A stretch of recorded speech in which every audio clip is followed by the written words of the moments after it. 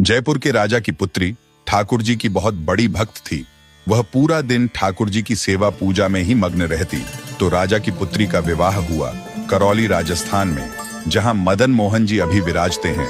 तो राजा की पुत्री का जब विवाह हुआ तो पुत्री से राजा ने कहा, बिटिया यह बताओ तुम्हारा विवाह है, तुमको हम दहेज में क्या दें?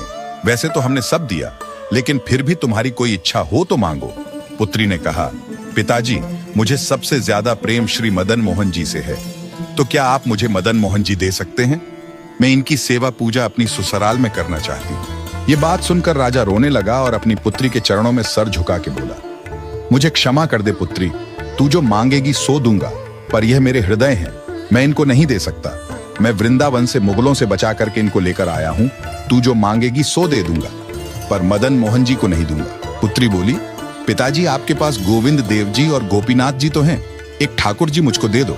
पर राजा ने अपनी पुत्री की बात नहीं सुनी और पुत्री की जिद हो गई कि मुझे तो मदन मोहन जी ही चाहिए, नहीं तो मैं विदा नहीं होंगी। राजा की पत्नी ने भी कहा, पुत्री इतना कह रही है तो आप दे दीजिए ना। तो राजा ने एक प्रस्ताव रखा।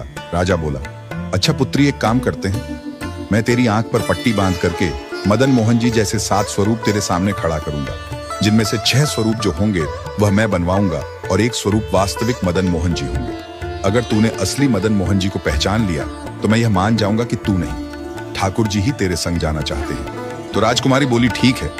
राजा ने कारीगरों को बुलवाया और मदन मोहन जी जैसे 6 स्वरूप बनवाए और सभी का एक जैसा श्रृंगार किया। पुत्री की आंख पर पट्टी बांधी और कहा कि अगर तू असली मदन मोहन जी पहचान लेगी तो मैं ठाकुर जी को तेरे संग भेज दूंगा।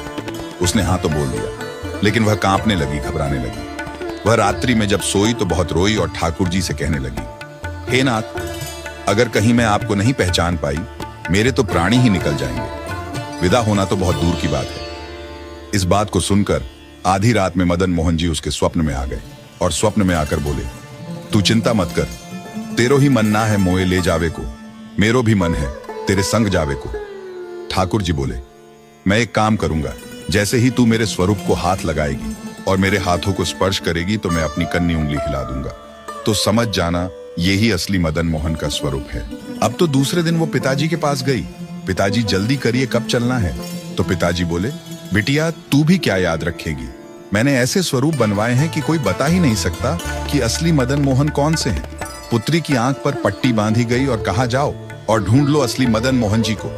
उसने जाकर के जैसे ही सभी स्वरूपों को स्पर्श करना प्रारंभ किया, 1 से लेकर 4 स्वरूप को स्पर्श करने के बाद पुत्री ने चारों को असली होने से मना कर दिया।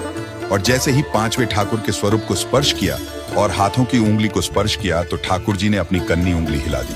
और जैसे ही कन्नी उंगली हिलाई तो पुत्री बोली, पिताजी यही है मदन मोहन जी।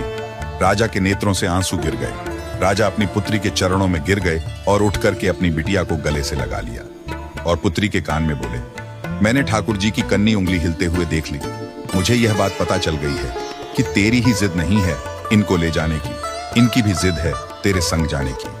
और महाराज गाजे बाजे रथ में विराजमान होकर श्री मदन मोहन लाल जी करौली राजस्थान को प्रस्थान कर गए।